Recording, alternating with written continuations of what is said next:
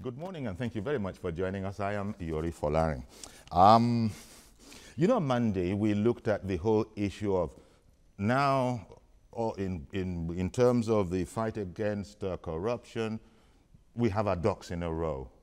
The EFCC and the AGF's office now seem to be, very much in better terms than had been in the past. Now, beyond that, we now see that, well, there's the NFIU, Nigerian Financial Intelligence Unit, that's now to be sort of set up as something of a clearinghouse between them all. In the past, when things were not too good, the AGF's office had said, I don't know if I should be raking over old coals, but the office of the AGF had thought that NIFU staff were deployed by the EFCC in a manner that would have seemed to have been favoring or feathering the nest of one or the other. But all of that is behind us now. Now we have this NFIU, and it's something that we should look at because it's now going to coordinate everything that's going on as far as the fight against corruption is concerned. You might have seen it yourself. I was just looking at the internet, and we see that there's so many interesting points that are made about the NFIU. And it's not a new agency, by the way. It's been, as I said, it's felt that it was felt at one time that it was carrying on not in a neutral sort of way, but all of that hopefully is behind us. Okay, my guest this morning, Dr. Fassi Yusuf. We haven't had him for a while. He's an eminent lawyer and a communications consultant. Thank you very much for coming on. My pleasure, Yori. Indeed. Barika de Sala. Barika de Sala in arrears. And Alhaji Razak Oglokwaba, he's a rights activist. Well, sometimes we call him Comrade Razak Oglokwaba, sometimes we call him Alhaji Razak Oglokwaba, and sometimes we call him Razak. Public affairs analyst and rights activist. Thanks for coming on. Good day, viewers. Indeed, our pleasure. This NIFU, Fassi, as you know, is not a brand new organization, but it looks like it will sort of have something of a brand new role, different from what it had in the past. Give me your thoughts first in terms of this is furthering the story beyond the alleged feud between the AGF and the EFCC, which has been said to be a misunderstanding, especially from the point of view of the public. So we don't want to go over that. But this is where we're at now. NIFU is going to interface between all the agencies fighting crime. It doesn't matter whether it's NDLEA, EFCC, the Code of Conduct Bureau. Your thoughts? Basically and fundamentally, you see, EFCC was quite overbearing, and it was taking on the power that it should not. Like the unit we're talking about was being controlled by EFCC, and it was being used by EFCC at its whims and caprices. Allegedly, shall we say, or? No, authoritatively. For a fact? Authoritatively. Oh dear. And that was why government decided that, look, it should be separated from EFCC and it should be autonomous. And perhaps the Minister of Justice, Federal Minister of Justice, just woke up and decided that, look, with all the complaints we're getting and with all the embarrassment they were receiving from the course, it was necessary that things should be coordinated or things should be done properly. And I think that must have informed the present state of affairs. And I think it's only it's only nice and proper that things should be done constitutionally and legally. And the NFIU, that National Financial Intelligence Unit. Yes. There's a global counterpart of which Nigeria is like, it's just like Interpol, I understand. So it's like we interfacing, as it were, with best practices around the world. The reason we don't know, and perhaps we don't care to go into it here, why there might have been interagency rivalry, shall we say delicately, is probably because of the complex nature of our beloved country. We are all aware of the fact that it's possible for you to have over 100-count charge and be discharged and acquitted on every single one of them in this jurisdiction. And then the same situation, charges abroad and you're slammed in jail. So it might be that those might have been some of the reasons, mistrust between various agencies. Do you see this? Because it itself is still going to be a Nigerian unit, you know, and it's still going to operate in this environment. Do you see that this is going to help any? You see, we have to appeal to the rest of the world, like people who know What they do. what they are doing. And the way we run our affair, it doesn't appear as if we are in control of our affairs. When Obasanjo came up with the EFCC way back, we warned him that you cannot use a parastatal to address the limitations suffered by the judiciary, the judicial arm of government. You have to address the problem with judiciary. There's a section in the Nigerian Constitution that allows the judicial department to take up charges against people who are corrupt. Why are you duplicating offices? And that's what we tend to do in Nigeria. And that's why we say that it is not the way people run governance all over the world. You cannot say you want to address the problem of police, you now create an agency under the police to address the problem of police. That one will fail again. You create another agency to address that one. It goes on and on. At the end of the day, we have over 700 agencies in Nigeria. And that's why you find out that at the end of the day, we pay salaries with 70% of our income in our budget. And that to stop. The reason why there are contradictions in this area is boils down to the fact that the way all those agencies came up, and came up as a result of the excitement of the people who are at the aim of affair at that time, the excitement of President Obasanjo at that time. So this duplication has to stop. We have to address it. There's a section of governance, which is the judiciary, allow them without interference of the executive to fend for themselves the way they think best suits them. Because when you appoint the head of EFCC without the contribution from the judiciary, you just appoint them, and also from the police, where you know that you are also the IG of police also an appendage under the executive. You know, we have argued that some of these agencies should be allowed to go through the hierarchy. There's no reason why the president should appoint the chairman of INEC, whereas the president is also a stakeholder in the process they have to coordinate. So in matters like this, it is wrong for us to support the mistake the government is making by encouraging it to come up with some of these lists of agencies. Okay. And the best way to address it is to start deleting some of those agencies. There are duplications because there's a department in the Ministry of Justice that are supposed to be doing what the EFCC is doing. And that's why you find that there are some of these contradictions. And if you don't address it, it will go on. But you go back to the genesis. Okay, I hear you. So then let us major in minor. Comrade. It's major in minor. If you create EFCC, you don't allow judicial department to undo what EFCC is doing. It's duplication. Okay, I hear you.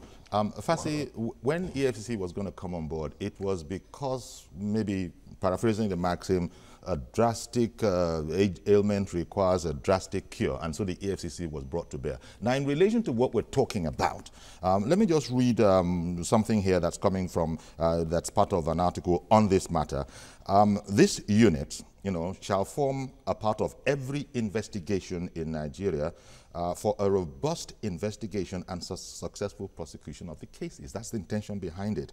The core function or mandate of the investigation unit shall consist of to advise every security agency carrying out investigations on the best lawful and admissible means of such investigation for effective prosecution. Now, that's just one, and perhaps the opening gambit of about 3 or 4 core functions that they're going to have. What's wrong with that? No, fundamentally, you see, the structure of this country, we are not building institutions. Each administration comes on board trying to justify its own existence. In the process, institutions are not built. If you look at what's happening in this country, I've always argued that the setup of EFCC is flawed in every material respect. Okay. Number one, how can you bring an assistant commissioner of police to head the EFCC?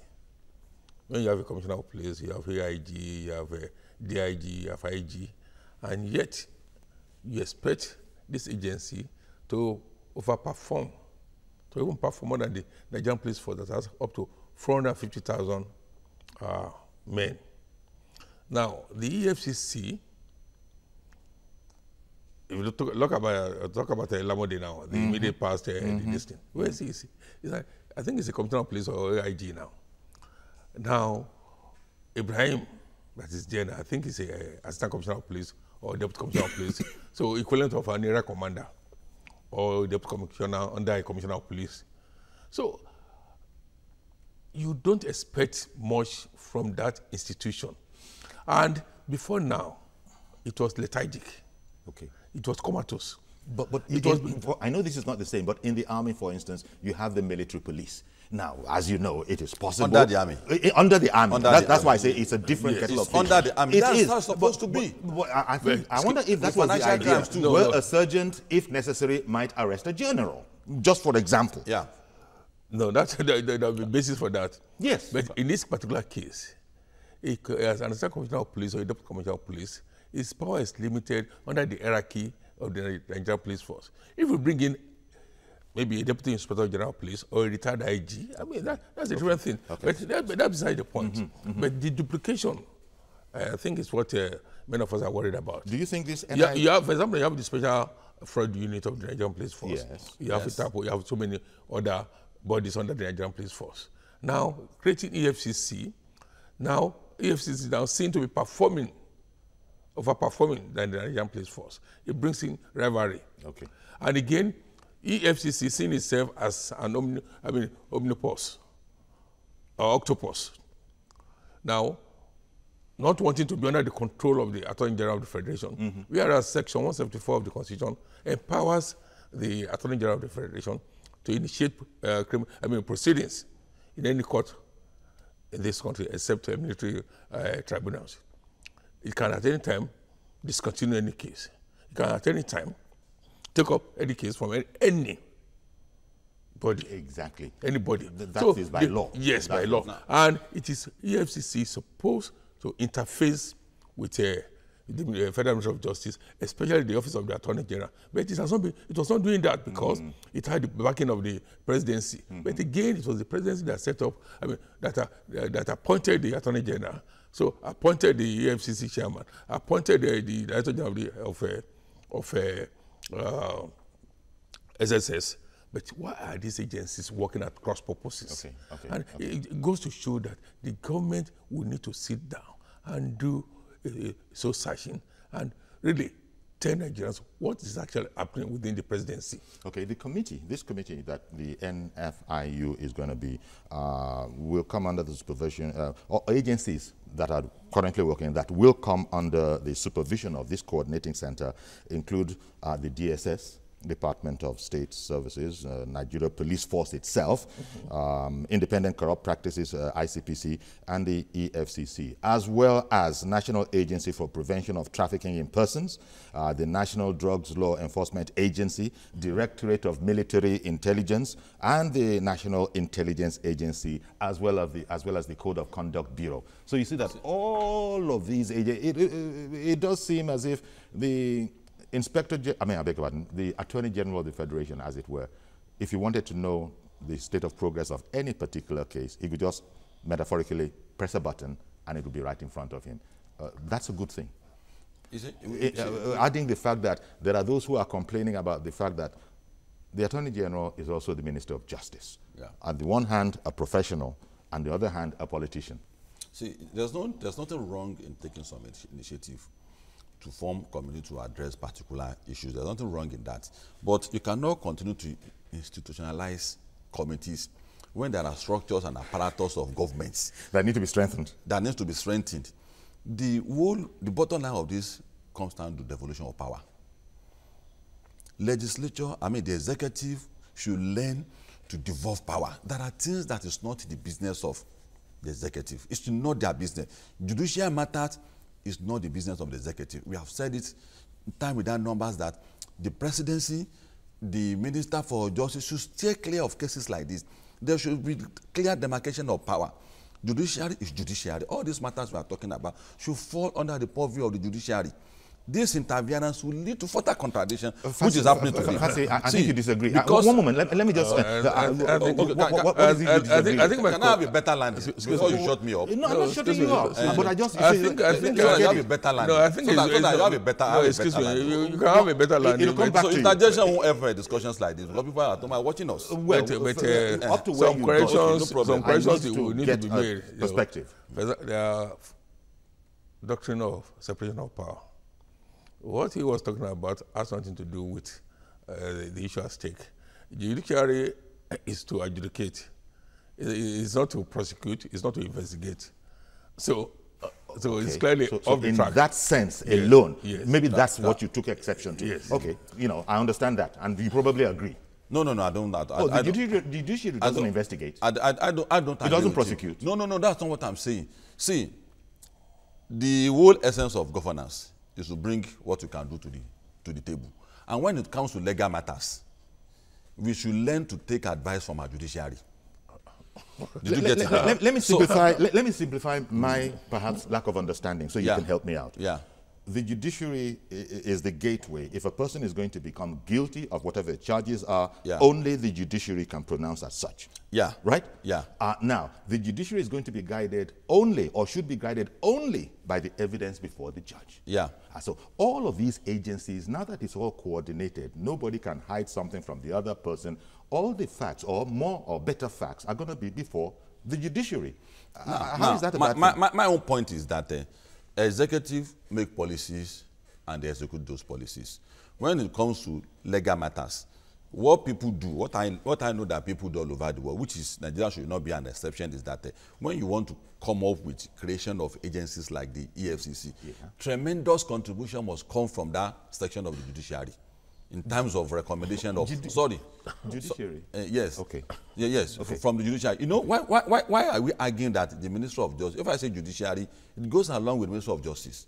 That's what I had in mind. If that's what you have in mind. That's wrong. That's what I have in mind. That's what I have in mind. But that's the argument many of people propound on TVs that EFCC is taking over the job of the Minister of Justice. That the creation of EFCC is a duplication of what the Department of Judiciary is supposed to be doing.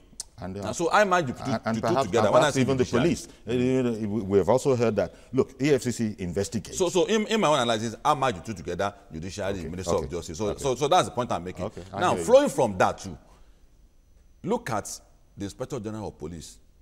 I know for sure that, because I've done some investigation when we begin to talk about restructuring, that the president of other countries of the world have little influence on who emerge as the Inspector General of Police.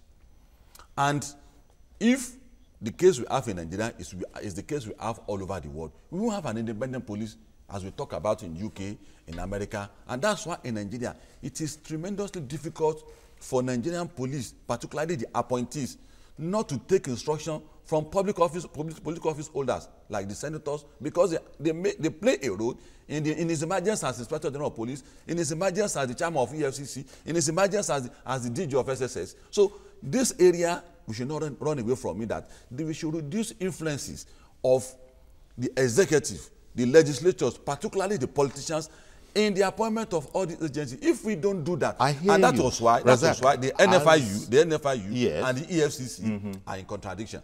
Well, they are taking bid from different, your opinion has and their support. Yes, and their support is divided between this political class and that political class, and that's what is coming to the table today. A key part of all of this conversation is that the Attorney General has to make the decision whether or not to prosecute. Yeah. Right. Yeah. And I imagine now that the office of the Attorney General, it's assumed that the chairman is on one side, the Attorney General is on one side. Their interests are clashing. All of these guys work up to the Attorney General of the Federation, right? And excuse me, I think the point to be made is this. My colleague here will need to be educated that. Well, he's not a lawyer, but we invited him specially because he's an activist and commentator. Yes, if he's talking about every day, if he's talking about, if you're talking about justice administration, yes. But the judiciary has nothing to do with this issue we're talking about. The judiciary is a separation from other arms. There are three arms of government: the executive, the legislature, and the judicature, that is the judiciary. But when you talk about justice administration, then all hands must be on deck. The police, our courts, the police, every agency of government must be there. Which hasn't been the case in the recent past. No, they were working at cross purposes. Yes. And because the presidency was unable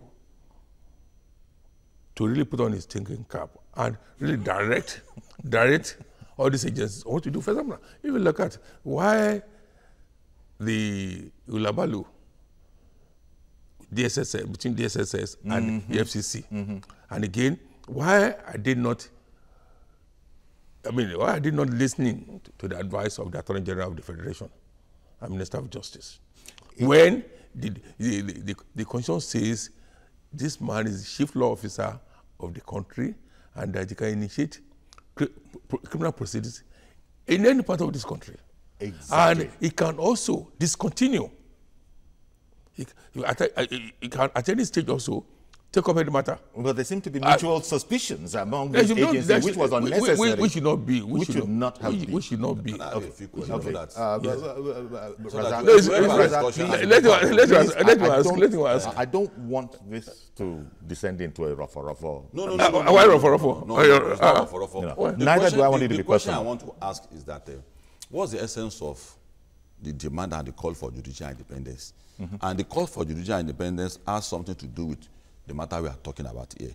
I'm saying that the appointment of even the Attorney General and Minister of Justice in Nigeria, the executive is an extension of overbearing influence of the executive on the judicial arm of government. Well, spoken as an activist. Yes. And we have been fighting this for long. If you are not part of that process, you say you are not part of it. But for one, that's been part of our argument that there should be devolution of power.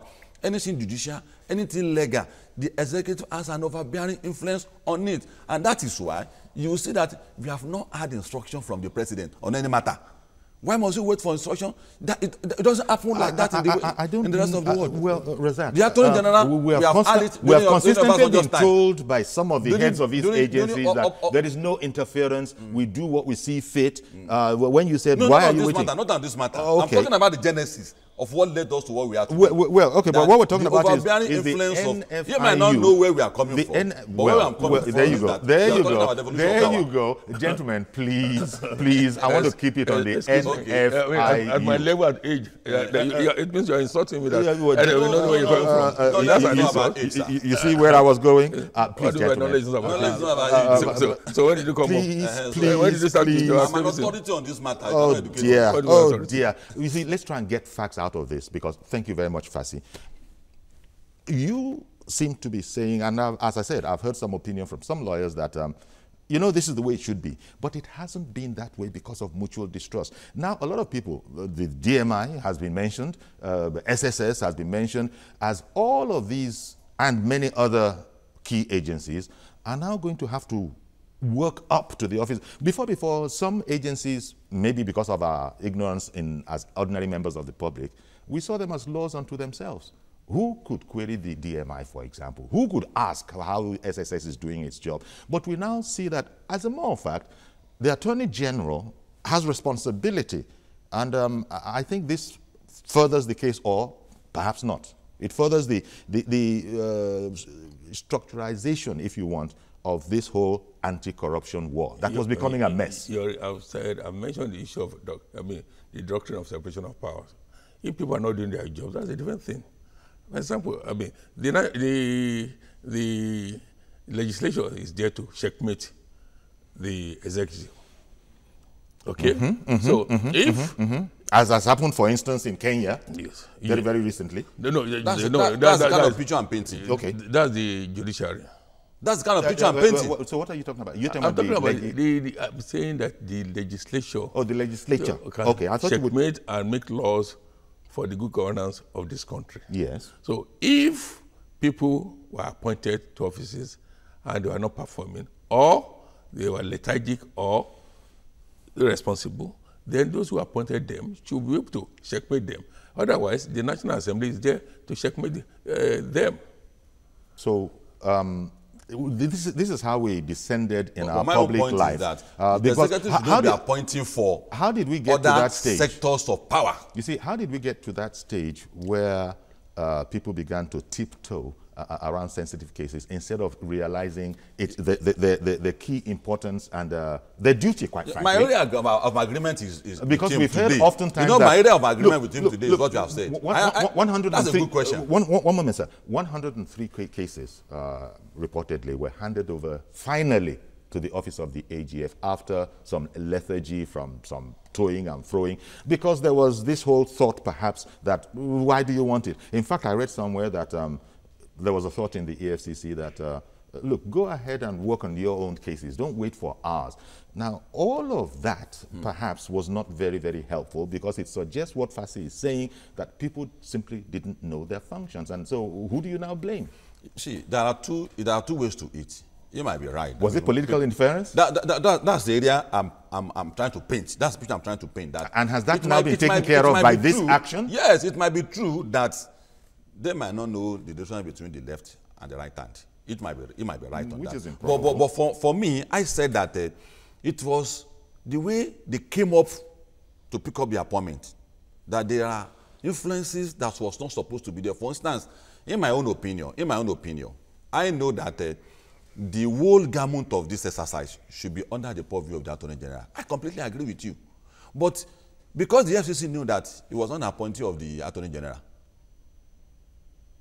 and the exact picture I'm trying to paint is the Kenyan experience, the American Trump and chronic experience, that where people will do their duty without the fear that my paymaster, is he happy with what I'm doing? Yeah, that might be the order now. Yes. But that, let us be factual about it, wasn't the order before now. No, it wasn't the order before now. For whatever reason. It wasn't the order before now, but we knew that it's going to get to this point. Okay, we've got to go on a break now. Stay with us, please. We'll come back and we'll include your calls.